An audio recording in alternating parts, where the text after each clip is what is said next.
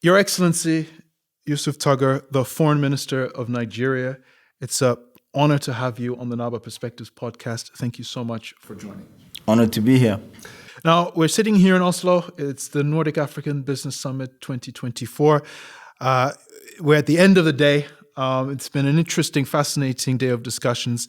The theme for this year's summit is navigating a new world order. And we have spent the entire day exploring specifically what that means for Africa. Because we know that the world is changing economically, politically, geopolitically. We've seen a lot of upheaval, a lot of transitions taking place. There's plenty of uncertainty out there. But some argue that, you know what, for Africa, this is kind of an interesting time, potentially even quite a good time, a time of opportunity. When we talk of a new world order and when we talk of Africa's role within that, what comes to mind for you? Like, what is your take on where we are at the moment? My take is, I would say, the increasing absence of neutral ground to engage on, to solve the world's problems, to diffuse tension, for diplomacy to take place. Oftentimes, we allow the military response to lead. And that's not good, because for democracies, you need dialogue, you need discourse, you need to engage. And I believe that is what Africa is in a unique position to provide. Because over the course of history, Africa, at least contemporary history, Africa has been on the receiving end. So for that very reason, Africa doesn't come to the table with the sort of baggage that other countries or other parts of the world come with. And that is why it's also in the interest of other parts of the world, particularly the global north, to allow Africa to exercise its neutrality, to exercise strategic autonomy in order to provide that neutral ground when there's tension between different groupings, different tendencies, because we are, whether we like it or not, going to be living in a multipolar world. And those of us that are students of international relations would tell you that, at least those that subscribe to the realism paradigm, would say that the multipolar world is more likely to be less stable, because it requires balancing, and this is where balance of power comes in. There's no doubt that when you speak of sort of decreasing space for the kind of diplomacy that we need, particularly dialogue, I think anybody looking at the world now will understand what it is that you're describing. I would agree, of course, that within that context, Africa has an opportunity, but also an important role to play. How does it play that role effectively? Because ultimately, it's going to mean having to, on some level, not confront, but perhaps maybe disagree with, major powers, with countries that might be engaged in conflict or rising tensions. So it's a complex environment, arguably a difficult environment. I mean, you're in it. This is what you do.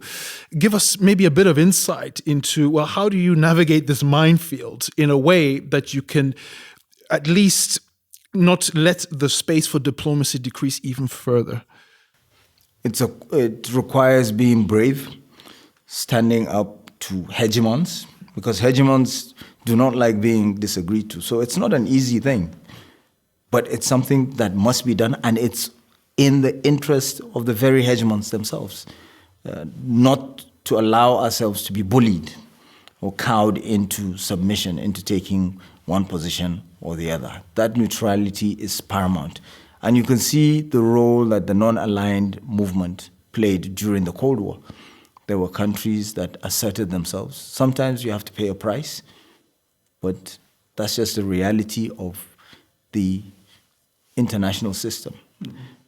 To begin with, it's an anarchic one. Countries compete with each other for their national interest. We went through a period where there was globalization, there was the structuring of the international system around multinational organizations such as the United Nations after the Second World War, but they have gone past their sell-by date. They're no longer effective in solving those problems. 60% of the resolutions considered by the United Nations Security Council have to do with Africa. And yet, Africa does not have a permanent seat in the United Nations Security Council. If you look at the G20, look at the number of European countries that are represented in the G20. Look at the number of even Latin American countries that are there. Mexico is there, Argentina is there. Then you ask yourself, how many countries from Africa are in the G20? Only one.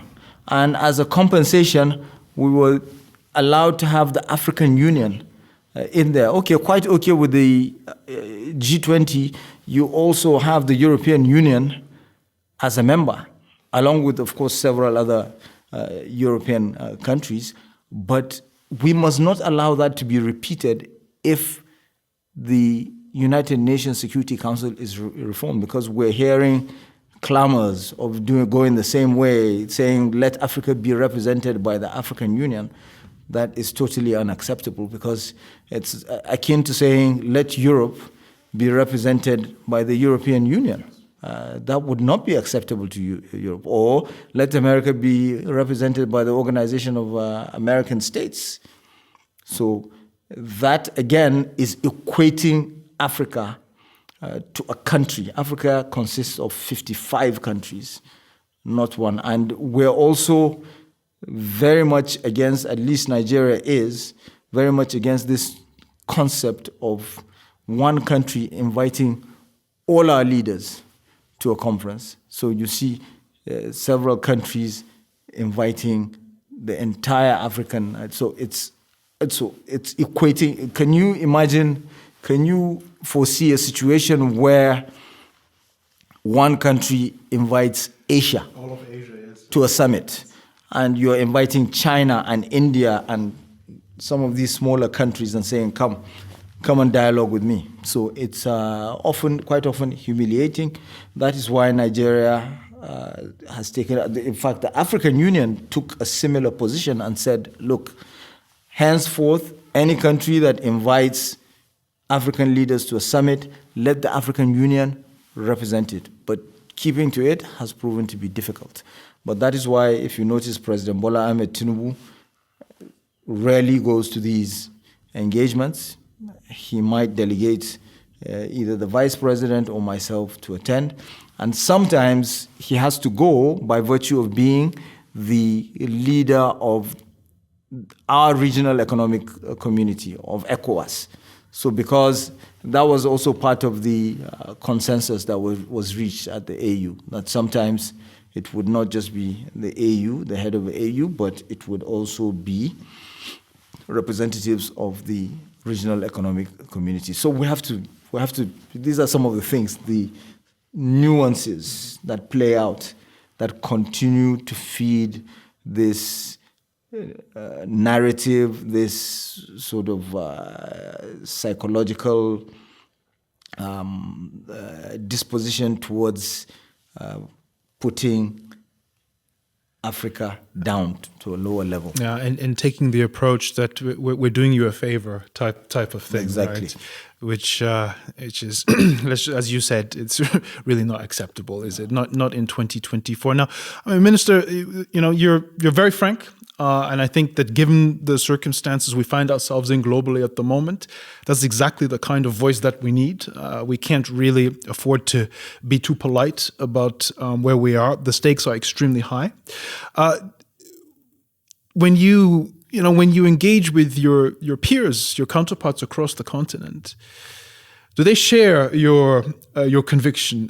Do you sense that there is a sort of, there is more of that sense of autonomy coming through in Africa, and can we expect more of that on the world stage in the coming years? Just an Africa that is more assertive, that doesn't just fall into the same old pattern of please, if you come and help us. Absolutely, we don't have a choice, and you have to bear in mind that we have a very youthful population, as I said, and those youths are agitated. They are no longer satisfied with business as usual. And if we're to represent them, then surely we must project that. So it's not even a matter of choice.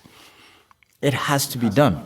Has to be done. It's the only way to bring about the change. And this century is an African century. It's going to happen. It's a matter of taking a natural course. Now, so what if the existing institutions, the Bretton Woods institutions, if the post World War II institutions, which of course includes the UN Security Council, what if this turns into just a long, drawn-out saga, lots of talk, not much action? Do you see the global South as a whole? Because of course, this is one of the big parts of the discussion that is unfolding at the moment, and one of the key dynamics that's driving global geopolitics is the emergence and the rise of the global South. Do you also see space there to build and to drive the creation of new institutions, of new structures? Because it might be a case of you kind of have to start from scratch if the old doesn't want to reform. How significant is that in this picture that we're in?